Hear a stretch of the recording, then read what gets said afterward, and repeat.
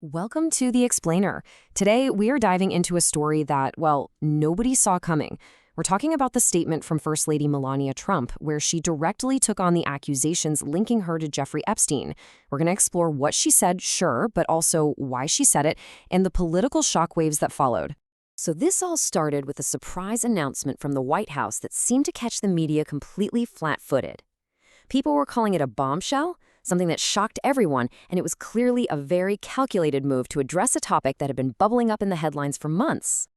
All right, here's how we're going to break this all down. We'll start with the surprise announcement itself. Then we'll get into her point-by-point denials. After that, we'll look at the history of accusations that even made the statement necessary. Then we'll unpack her pretty bold call to Congress. And finally, we'll analyze the political fallout. Okay, first things first, let's talk about how this happened. This wasn't some casual interview, an off-the-cuff remark. Oh no. Commentators pointed out right away that this was a formal, prepared address to the nation. It was a deliberate, calculated move designed for maximum impact. And she came out swinging. The statement opened with an iron fist, just a direct and incredibly forceful rejection of any link to Jeffrey Epstein. This set a really clear, confrontational tone for everything else that was about to follow. There was just no room for misunderstanding here. And this wasn't just some general, I deny everything kind of statement. No, the real core of her address was this systematic, point-by-point dismantling of the specific claims that had been swirling around in the media. She kicked things off by talking about the nature of their relationship. She made it clear that, they might have moved in the same social circles in places like New York and Palm Beach, but that absolutely did not mean they were friends. And then she went right after what a lot of commentators called a central claim in all the stories about her. By giving this really specific alternative story of how she met her husband, she basically framed the whole Epstein introduction rumor as a complete work of fiction. Then came this incredibly clear and powerful statement. She drew a line in the sand, creating this unambiguous separation between herself and any involvement in Epstein's, vast criminal network. Not as a victim, not in any capacity whatsoever. And the denials were just totally categorical. She went down the list. Never traveled on his plane, never visited his island, and, this is a big one, that her name has never ever appeared in court documents or FBI interviews related to the case. So you might be wondering, why was such a detailed public denial even necessary? Why go to all this trouble? Well, to get that, we have to rewind a bit and look at the history of claims from different media outlets that really pushed her into making this very public response.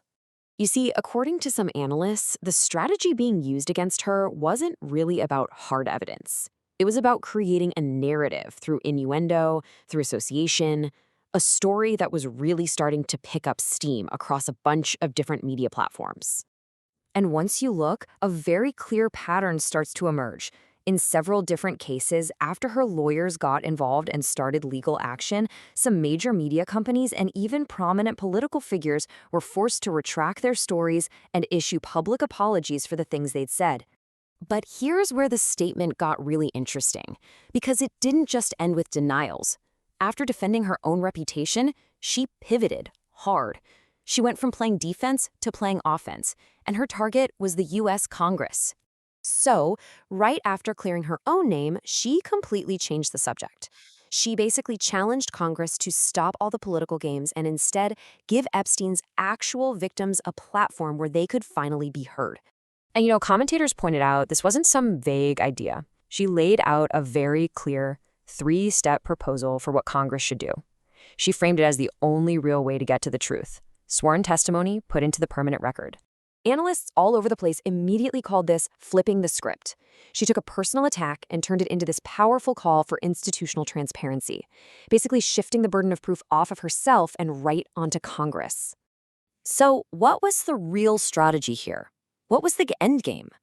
Let's take a look at the political and legal fallout, at least as various observers saw it. So the big question remains, why now? Well, observers had a few different theories. Was it a really shrewd legal maneuver to help with defamation lawsuits? A sharp political counterpunch to shut down her critics? Or was it actually a genuine attempt to change the conversation away from herself and put the focus where it belonged, on the survivors?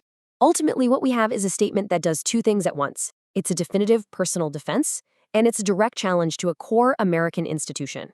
And it leaves us with this final lingering question about what happens next and whether or not Congress will actually answer her call.